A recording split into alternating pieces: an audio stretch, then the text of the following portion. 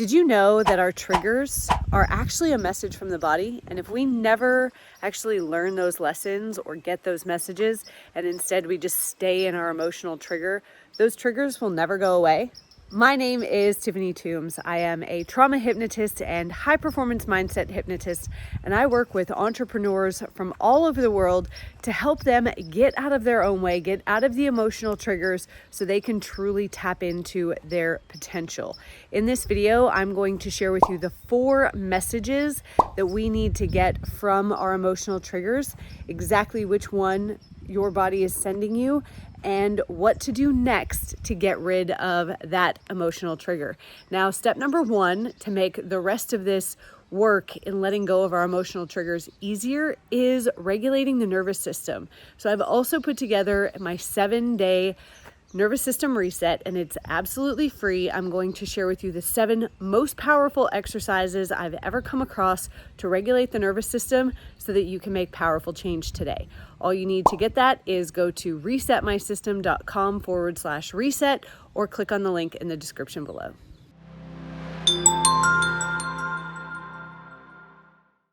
So today we're talking about from triggered to transformed.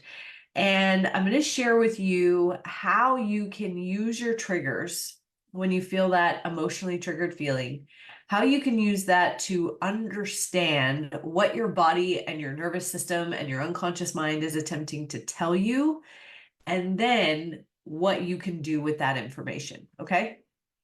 All right. So let's share screen here. So Sid, can you turn down your volume because I can hear myself in the other room? Thanks to Sid for joining me live, and get distracted while we share this. All right, so there are 4 different things, 4 different reasons why we might get triggered.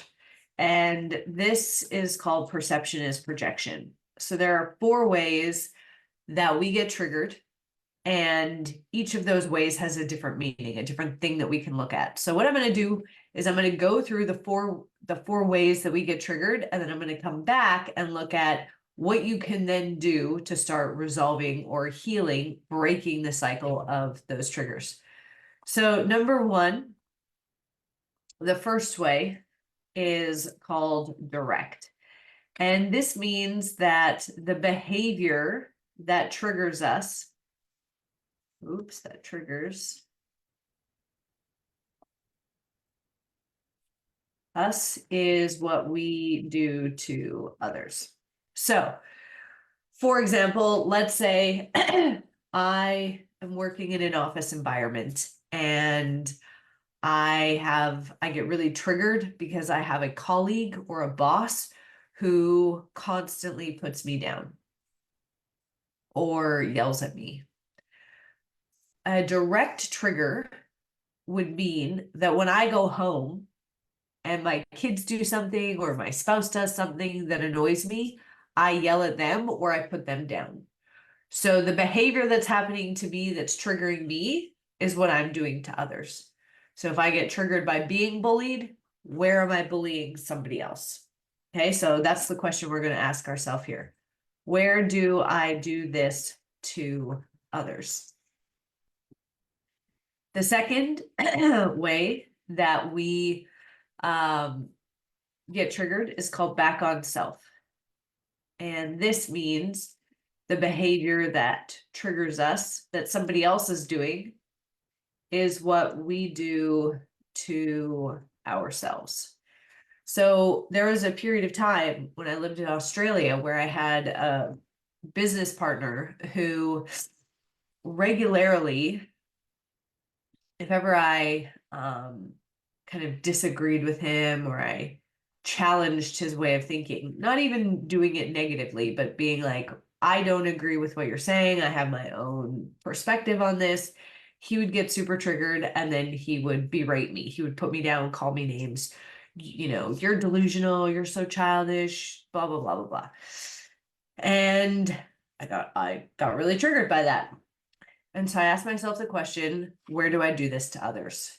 And I didn't do that. And I was being the challenge with that first question, where do I do this to others, is we have to be willing to be completely honest and self-aware. And I looked at it and I was like, I really cannot think of it anywhere that I do this to somebody else. So then we come to the second question. Am I doing this to myself?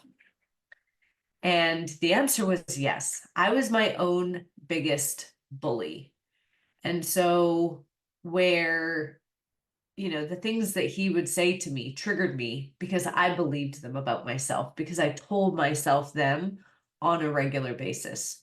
So if you're not doing it to somebody else, next question is, am I doing this to myself?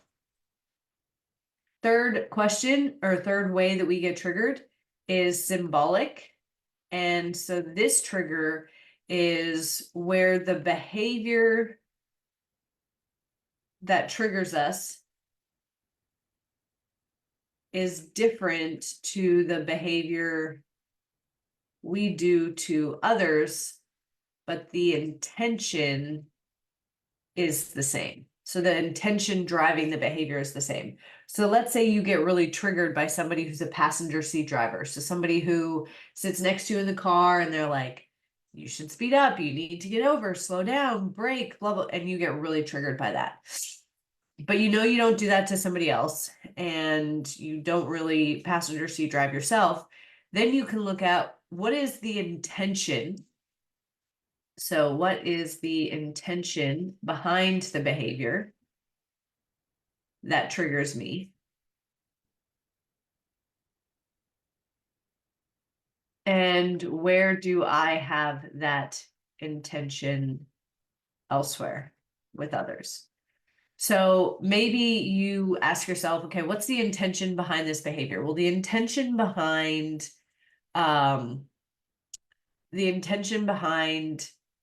passenger seat driving is ultimately control or feeling safe, right? One of those two. Where in my life do I behave in a way where I'm looking for control, or I'm tending to have control or be safe? And maybe it's that you go into the office place and you micromanage your employees or your colleagues. The behaviors are different, passenger seat driving, micromanaging, but the intention behind the behavior is the same. Okay. And then finally, we have the last one, which is an unhealed wound. Unhealed wound. And this is where someone or some behavior reminds you of a person or experience from the past that you are holding emotional baggage to. And so with this one, the question that we're going to look at is what/who from my past does this remind me of? And that's where we need to do some work. Okay, so go ahead and take a screenshot of this if you would like it before I clear the screen. So what we are looking for then is to understand, okay, why am I getting triggered? And then we need tools to move out of those triggers. Okay, so we have talked about, let's delete that. All right, so we talked about the number one was direct.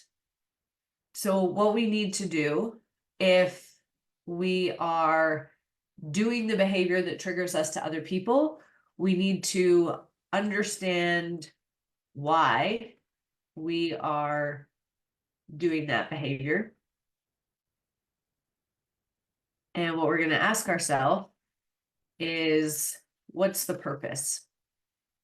So for example, let's say I am bullying somebody in my office. Let's say I come home and I'm kind of a bully to my husband or my kids. I would say, what's the purpose of bullying or being mean to, putting down blank, right? The person. And then the answer might be to protect myself. And then you're gonna, and you want to answer, you want to write down the very first thing that pops into your head here, okay? And then you're gonna say, what's the purpose of protecting myself? And the answer might be to be safe. And then you're going to say, what's the purpose of being safe? So no one hurts me. And then you'll say, what's the purpose? What's the purpose of no one hurting me? And you're just going to keep going until you can see what the intention that's driving your behavior is. Now, keep in mind, I don't think, like, let's say this is you are going home and being mean to your spouse or to your kids. I don't think any of you are doing that intentionally, right? This is an unconscious pattern of behavior. And so what we're looking to do is figure out what is the goal that the unconscious mind is looking to achieve. Because ultimately, and this is a super important thing to understand and to remember, is that all of our actions are motivated by a positive intention. Everything that we do has a positive intention. Sometimes that positive intention is just to help us survive a situation. But sometimes, it's something else, like showing love or, defending ourselves or whatever it is, right? And how that intention translates to action doesn't always come across in the translation, right? So sometimes how the physical manifestation of that intention doesn't always come across as a positive. But when we start looking to understand, okay, what is the positive intention here? And then how can I show up in a positive way that allows me to show that intention or to reach that goal without, ostracizing people or hurting other people or whatever, then we can start to choose how we behave. But if we're just acting unconsciously and we don't understand what the purpose of our behavior is, that's where we get stuck. Now, you go through the what's the purpose question and the answer doesn't really show, then you're going to do the same thing with what would happen if. So what would happen if I stopped bullying people? And maybe the answer is they wouldn't respect me. And what would happen if they didn't respect me? They'd be mean to me, right? So what we know now is that you have, based on these answers, you have a belief that the only way to gain respect is to bully or be mean to people. And so now that's a belief system.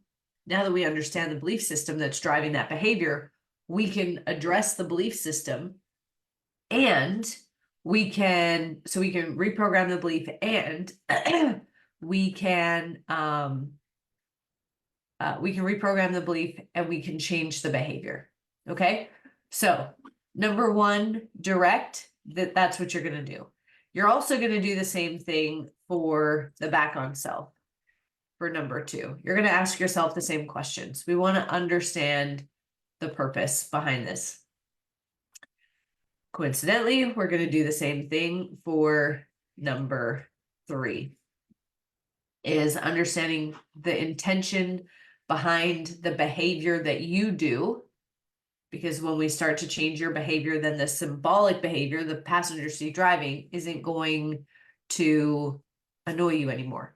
The difference with the symbolic is that you're also going to do this with their behavior. Okay, so why they are doing that behavior. So you would ask yourself, what's the purpose of them passenger seat driving? What's the purpose of them passenger seat driving me? Okay, or being a passenger seat driver, however you want to say it. And now the answer might be to feel safe. And what's the purpose of feeling safe?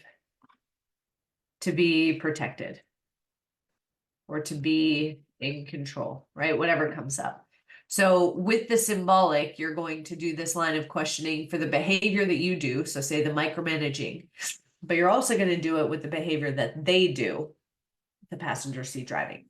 Okay. And then the last one, the unhealed wound.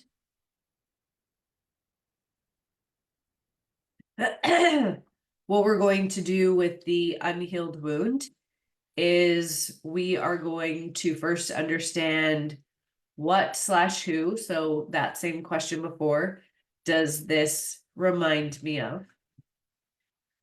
When I think of that person/experience, how does it make me feel? And what do I gain from holding on to this emotional baggage? And logically, to this last question, you're going to be tempted to say, I don't gain anything. But again, everything is driven by positive intent. So we will hold on to things. This is what we call secondary gain. We will hold on to things that no longer serve us in a logical perspective because we gain something from it in an emotional perspective. So I'll give you an example. A couple years ago, I had a client who came in. We did a whole bunch of healing work. She went out, she had this massive change in her life, and then she found herself showing up negatively or like picking fights with certain family members and demonstrating this negative behavior. Now, her secondary gain from doing that was because she had developed a belief system that the only way to get love and attention was to be sick or in trouble. And that's the only way that she ever got attention, because that's the only time she got attention when she was growing up. And so her holding on to parts of that baggage, not fully releasing it all, was so that she could feel that she still had a way to get love and attention. Okay. So, we want to know what we're gaining. And then from there, we can start to change the behaviors, and deal with the emotions that we have. Thank you for joining us for this episode of The Cycle Breakers. This channel is dedicated to giving you the tools that you need to clear out the blocks holding you back so you can live the life that you desire. Now, before you go, as our special gift to you, we have our 7-day nervous system reset. These are the exact exercises that I give all of our clients in every single one of our programs to help them regulate their nervous system, to make that inner work and clearing out those mental blocks so much easier. The best part, it's absolutely free. Just click on the link in the description below and you'll get instant access.